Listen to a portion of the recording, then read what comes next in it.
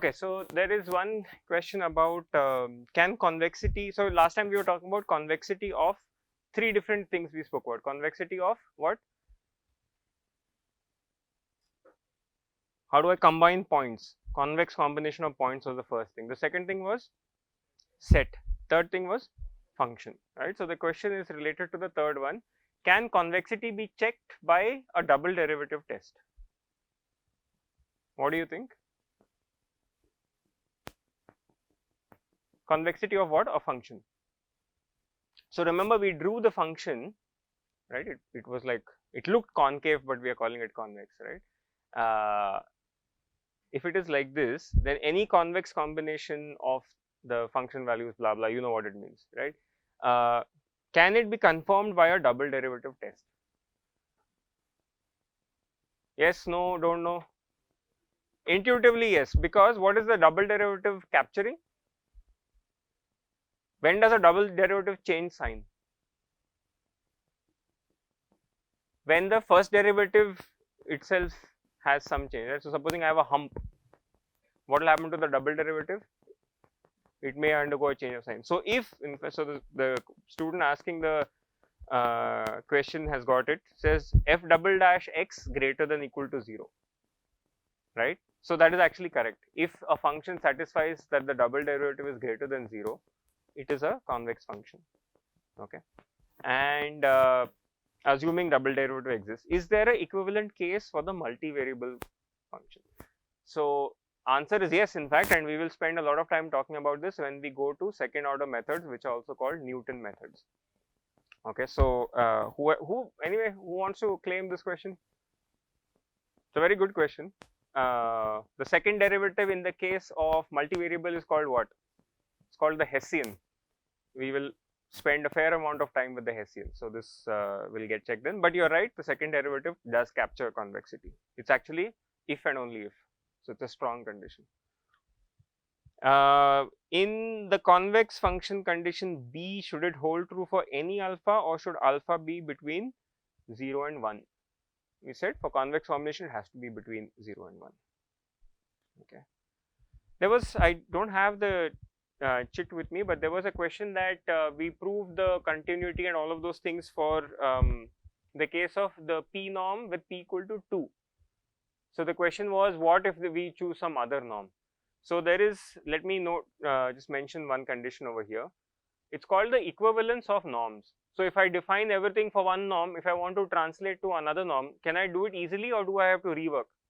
So there is an inequality over here.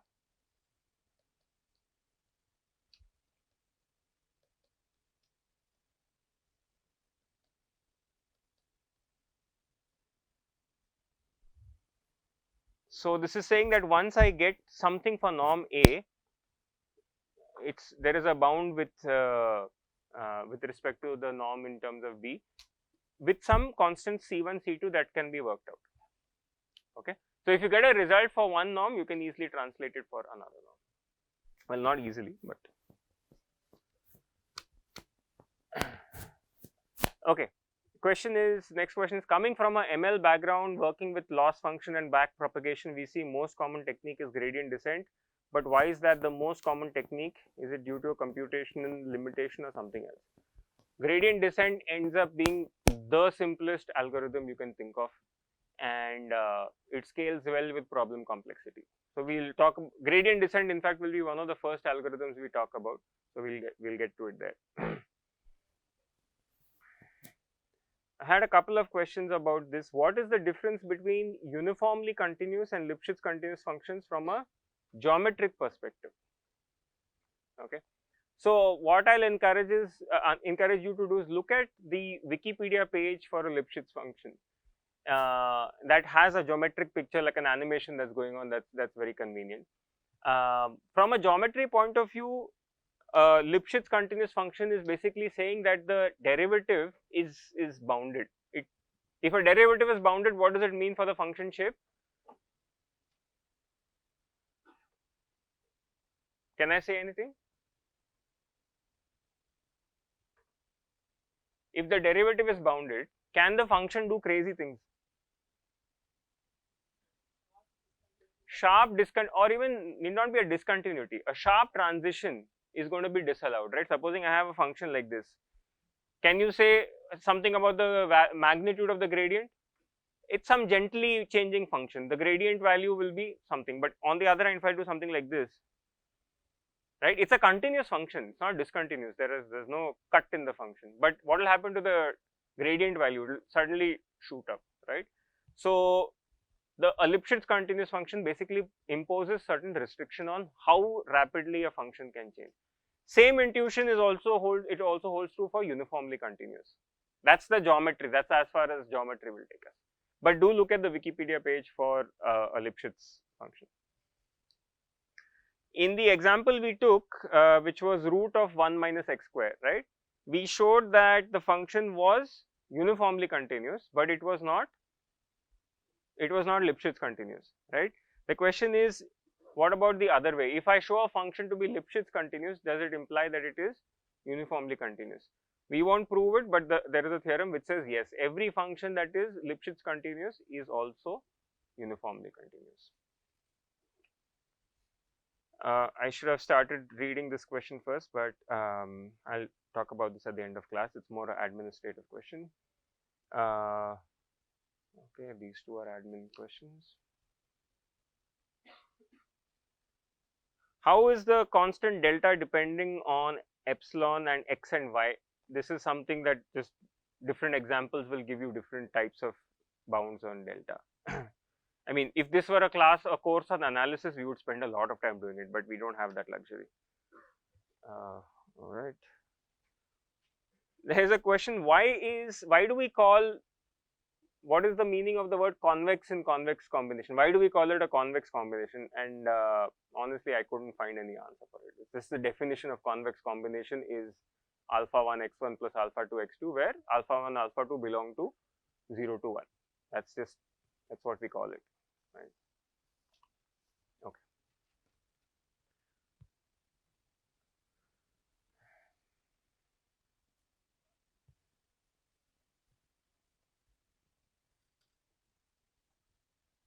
Okay, so we have the last module of the background summary that is left, after which we start with unconstrained optimization.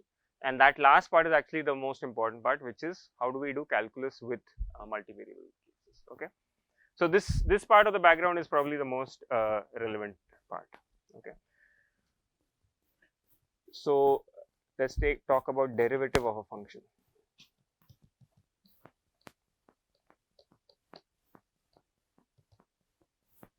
Okay, now when you look at the actual definition of the derivative of a multivariate function, it can seem a little intimidating. So let's start with something very simple that everyone is familiar from high school, right? So how did you define the derivative of a function in high school?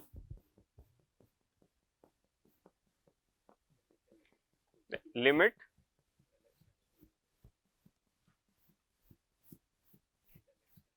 okay, let's just call it del y tends to 0.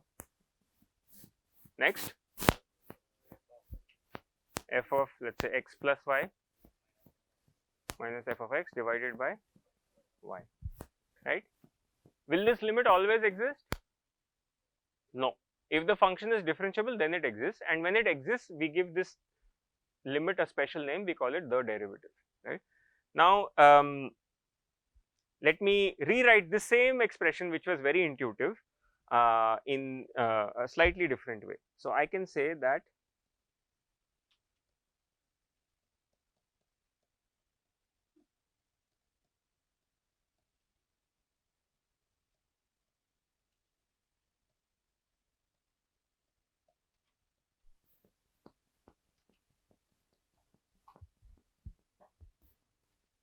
I didn't do anything fancy. I just combined it all on one side, right? And what do I say now in formal language? I'll say if there exists a quantity f dash x such that this is satisfied, we say that the function is differentiable and it has a derivative f dash x. Sounds much more complicated, but the idea is just basically this, take this limit, right? So this is what we did in the case of high school. Any doubts about this? I just did a rearrangement. I brought stuff on one side. That's all I did. Okay. Minus. Sorry. Correct. Absolutely. Okay. So is everyone really clear about this? Here, what was here in both of these things? I said x was x and y belongs to real. Right. Now let's go to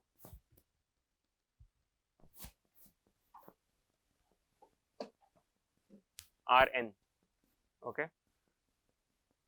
And what we are going to do is we are just going to use our this intuition over here. Okay.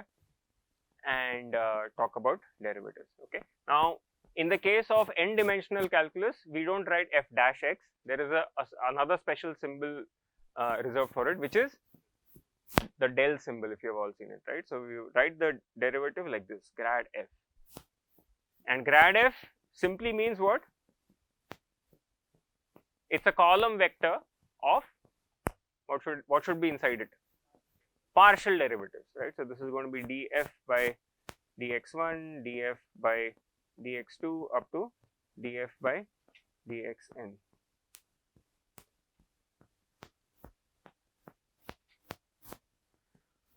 Common convention is to write it as a column vector of size n cross 1, right? This is going to be size n cross 1. Although you will sometimes in some books and papers, you will find it written as a row vector as well, right? Doesn't really matter. It's a collection of n numbers. Okay. So now, if you were in charge of definitions and you wanted to define a gradient for a multivariable function, how would you define it? So let's say define, not doff.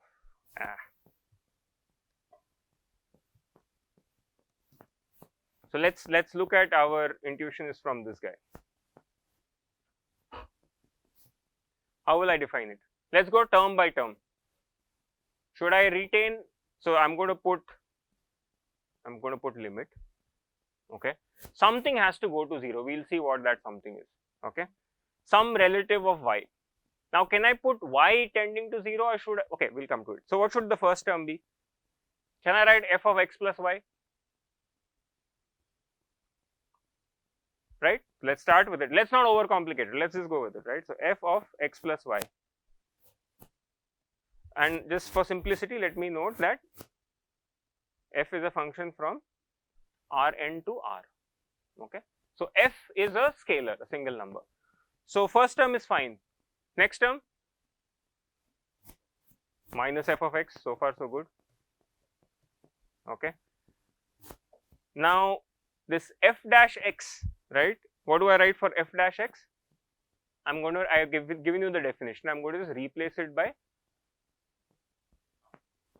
no, this guy, right? Grad f. Grad f is the new guy who is going to be the replacement for f dash x, right? So I am going to write it over here. Now grad f is of what length? N cross 1. Can I multiply it by y? Is that a legal multiplication? No. To make it legal, and remember this product has to be what? Has to be a scalar. How do I get a scalar out of two n length vectors? One of them I need to transpose, right? So I'm going to do this. Okay. What about the denominator? Can I write y? That makes no sense because the numerator is a scalar. What does it mean to divide by a vector? It doesn't mean anything. So what is the nearest thing you could do? Think of the intuition behind limit. I heard the correct norm, right? Now what should the limit be? Norm y tends to 0, right? So if you were in charge of definitions, you would have correctly defined the gradient of a function. It simply follows from your high school single variable case, which is generalizing to the case of vectors where needed. And the intuition of a derivative is the same, that take the difference between f of x plus y and f of x and make that deviation to be as small as possible. But now deviation, I cannot say y tends to 0, I have to say norm y tends to 0. That means a small distance, right? And whatever is left between f of x plus y and f of x is bunched into the gradient, okay? So you can see, right, if I had given you this definition at the starting of the class, it would have looked like, how did this come, right? But you see, it's quite straightforward how it came. Okay. Yeah, question.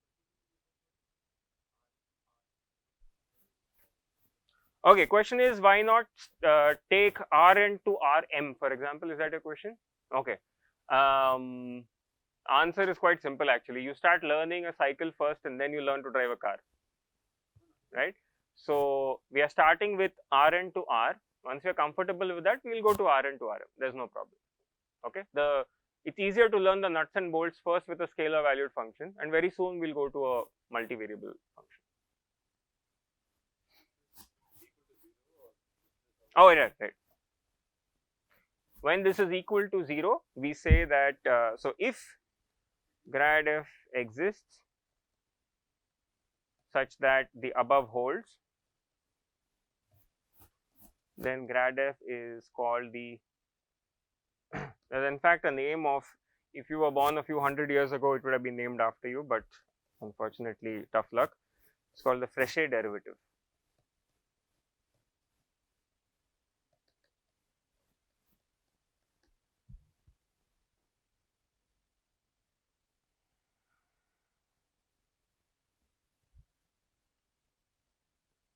Okay.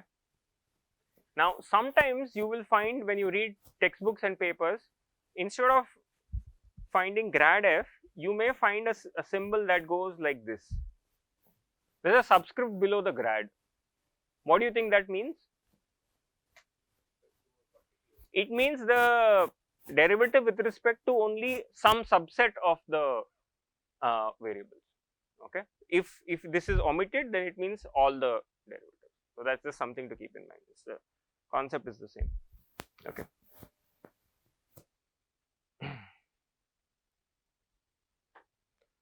Okay. So this was the main definition over here, right? Some more definitions you can write down like this. So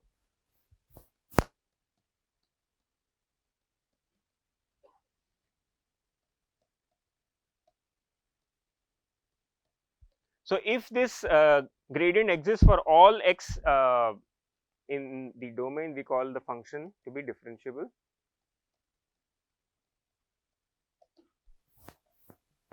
Okay, so it's important all x belonging to the domain of f. It's not enough that you just say at some point. It should happen at all points. Then you call the function to be differentiable. Okay. Further, if grad f, now that grad f has been defined, if it is continuous, right, that's a further restriction. It need not be continuous. Okay, but if grad f is a continuous function,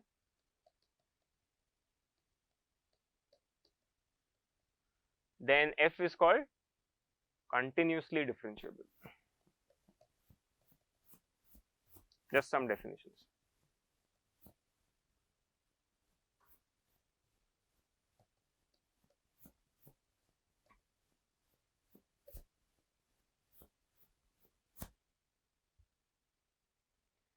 Okay, so in fact, we get to answer the question asked just a few minutes ago.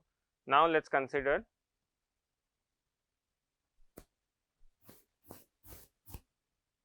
Rn to Rm.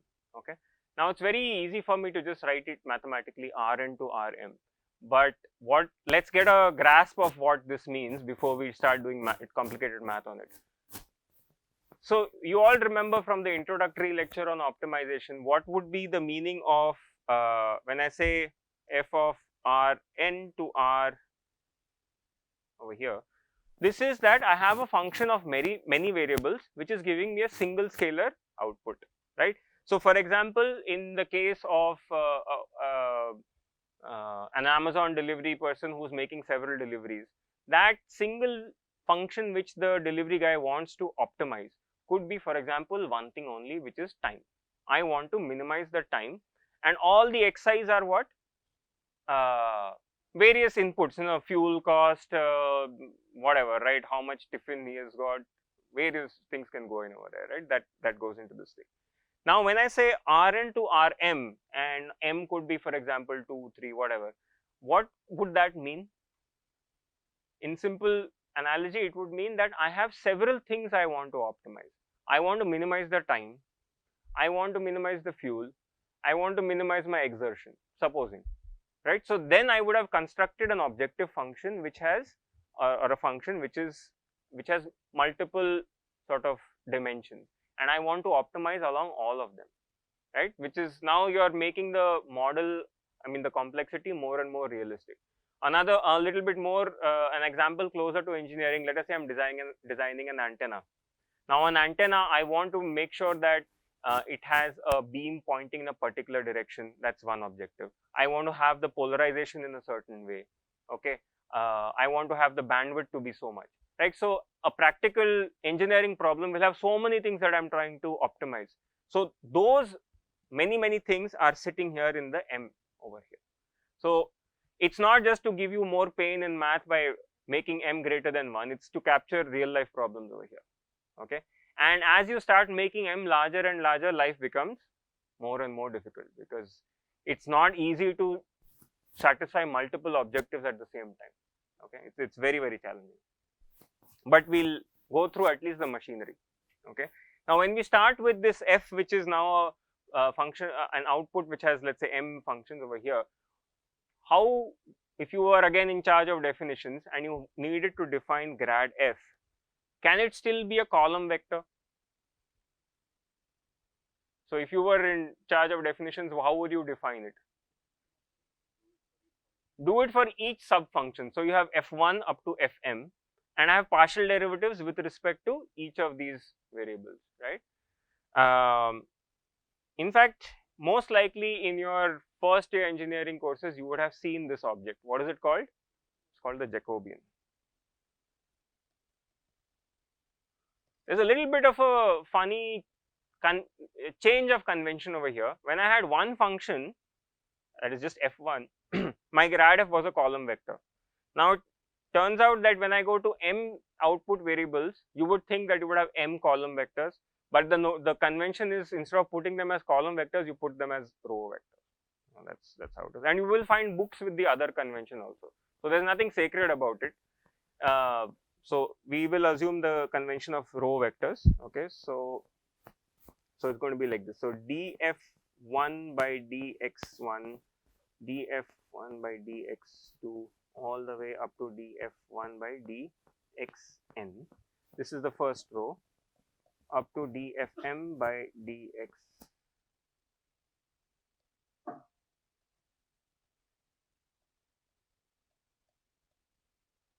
So what is the size of this matrix? M rows, n columns, right? It's called the Jacobian. So J, if I write down the columns, in shorthand notation, this is going to be, what are the subscripts that I should put over here? The ith row will have f, I or j? I. And the jth column will have xj, right? So this is the compact shorthand notation for the Jacobian. I don't have to always write this big thing. Okay. And I've already told you the notation for this matrix. We say J belongs to R m cross n, right?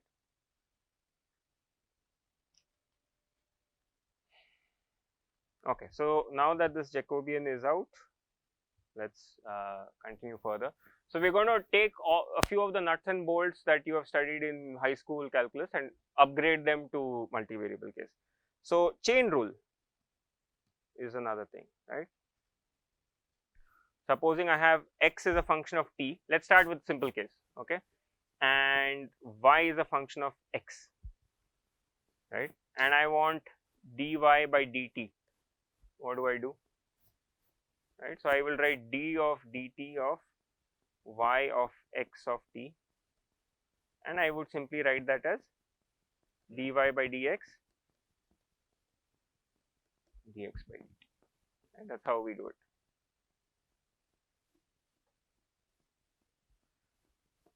This is scalar case.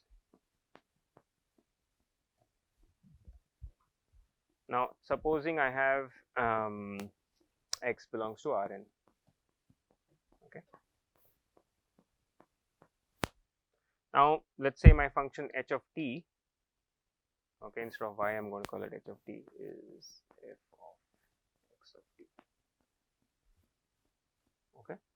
So what this means is that each of the xi's is a function of t. Okay. And now I want grad h t. So how would I generalize this simple definition that I had?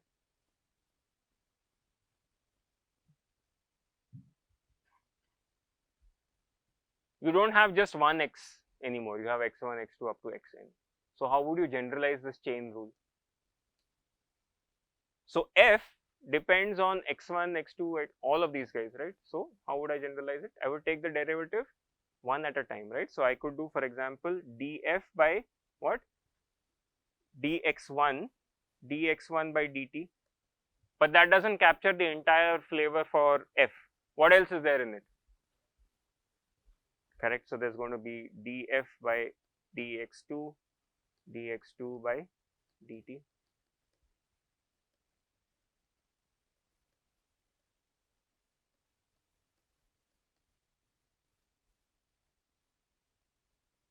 Okay. And often this is a little cumbersome to write like this, so we can write it in shorthand notation. So this looks like, does this look like the inner product of two vectors? It does. What is the first vector? Grad f transpose, and what am I multiplying it by? Yeah, okay, we can. Grad x is not the correct notation over here. We'll just call it delta x, let us say. Okay.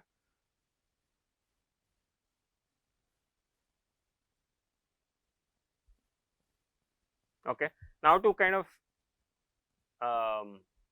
nail this idea down in the case of multivariate, it's very easy for us to write a formula, but let's put it into practice. Okay, so let's take a numeric, example.